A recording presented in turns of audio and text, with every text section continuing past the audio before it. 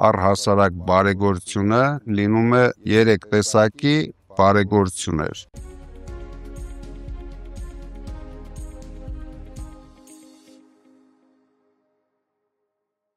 Պարոն Կարապետյան, բարև ձեզ։ Բարև Ալիկ ջան։ Ոնց եք։ Շատ լավ, դու ոնց ես։ Ես էլ միշտ ուժեղ, շնորհակալ եմ շատ։ Շատ լավ է։ Պարոն Կարապետյան,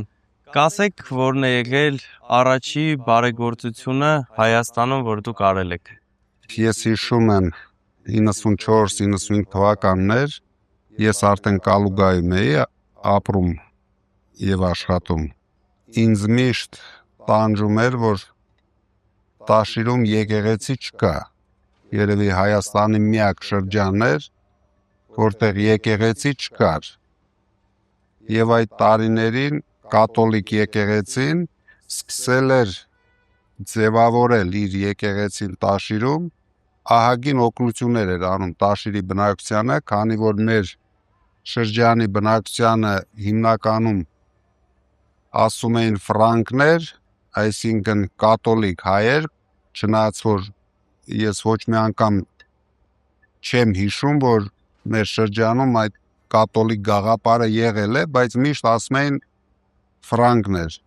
Ինչքան հիշում եմ 94 թվականին սկսեցին կառուցել Տաշիրի եկեղեցին։ Ու ես գիտեմ, որ այդ եկեղեցին Սովետի փլուզումից հետո Հայաստանում առաջի եկեղեցին է եղել։ Ինչ է առհասարակ բարեգործությունը եւ ձեր համար ինչ է բարեգործությունը, պարոն Կարապետյան։ Առհասարակ բարեգործությունը դա մարդկանց օգնելն է եւ լինում է ու ինձ թվում է 3 տեսակի բարեգործություններ էմոցիայի առումով։ Մեկը երբ հիմնվում են բարեգործական հիմնադրամներ, հավաքվում է գումարներ տարբեր մարդկանցից, տարբեր ընկերություններից, այդ ժամանակ բարեգործները ստանում են աշխատավարձ եւ ծառայում են այդ նպատակների համար։ Այդպիսին էր նաեւ Հայաստան համահայկական հիմնադրամը եւ տարբեր այդպիսի հայկական հիմնադրամներ կան,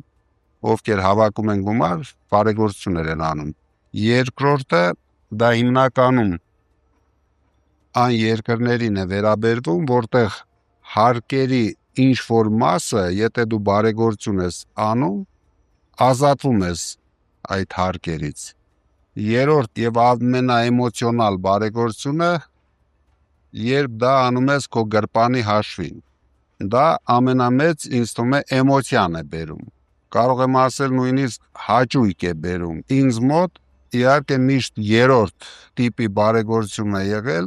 Ես ամբողջ կյանքում միայն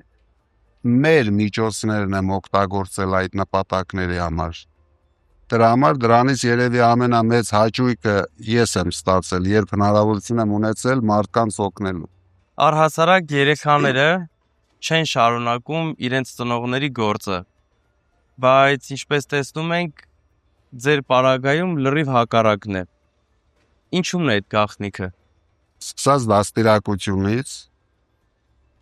նպատակասլացությունից, ես փոքրուց իրենց հետ խոսելով բերել եմ նրան,